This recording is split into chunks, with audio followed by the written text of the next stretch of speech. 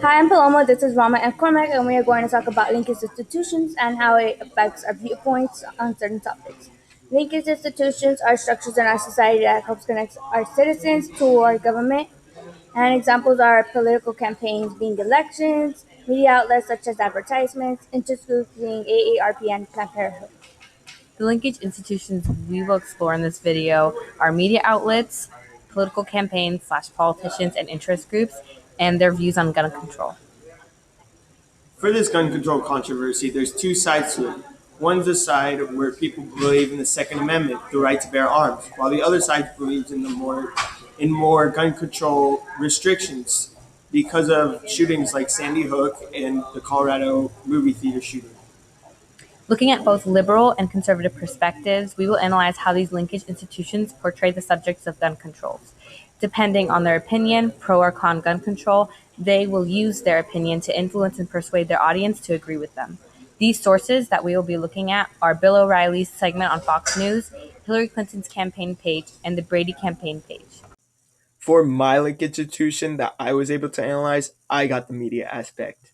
The media aspect could consist of a video from a newscast to a newspaper article. I had the opportunity to analyze Bill O'Reilly and his view on gun control. Bill O'Reilly is a Fox News reporter and is known for stating his opinion on a topic. In the video that I watched, Bill O'Reilly defends the conservatives' view on gun control. Evidence to support why I believe this source is conservative is just by looking at the title. In the title, it shows that Bill O'Reilly will be attacking the liberals' perspective on gun control, therefore taking the conservative side.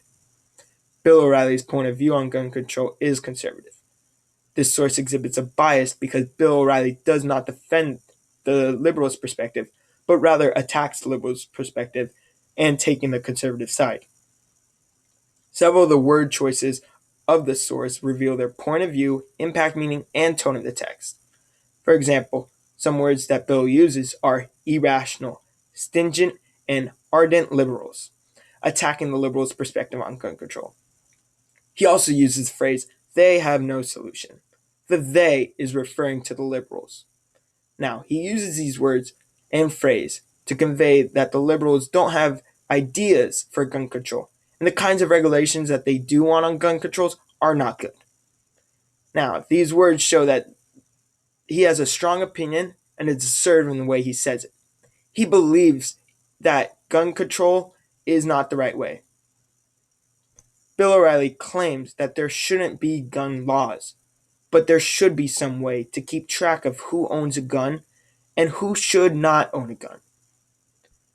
Bill O'Reilly provides a statistic on how many people own guns in America. Now, being from a news broadcast and having such a big topic, I think that he could have provided more than just one statistic.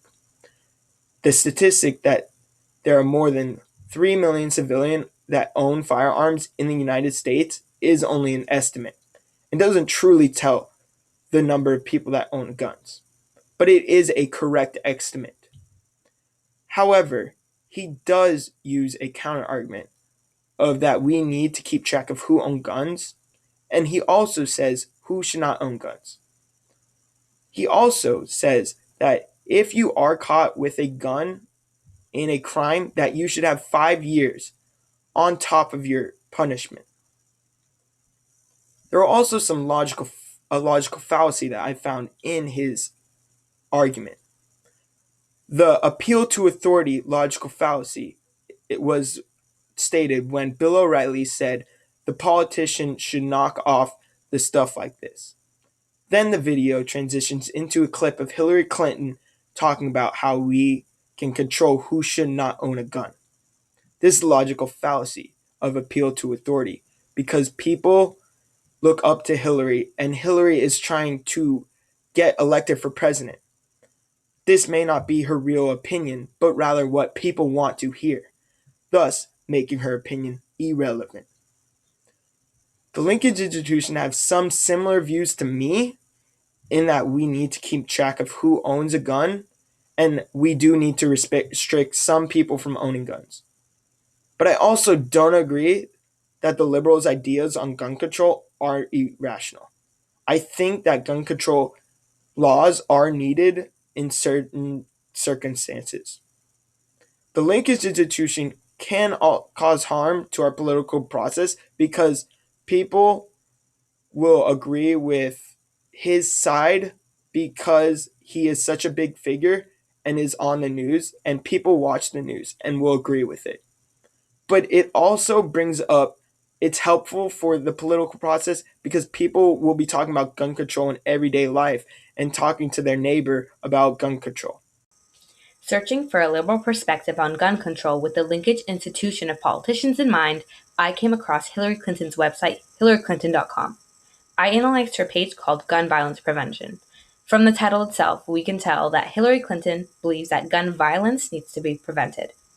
Hillary Clinton is a front runner in the presidential race of 2016. She is running as a liberal Democrat. The candidates running for presidency, whether conservative or liberal, have differing views about gun reform. All candidates need to make it seem like their opinion is the best opinion. And since Hillary's opinion involves restricting gun laws and restricting gun ownership, which is a Second Amendment right to bear arms, she needs to make it seem like little freedom is being compromised for the restriction of guns and gun rights. Hillary uses important words to convey her argument. Her point of view is that urgent gun reform is needed to make America safer again. Hillary's article first has a link to a video of a speech she made in Ohio.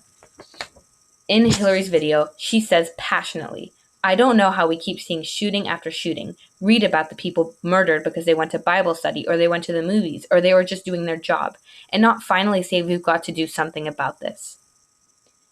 Hillary's passion and her care for something like this makes people feel emotional. It invokes their pathos.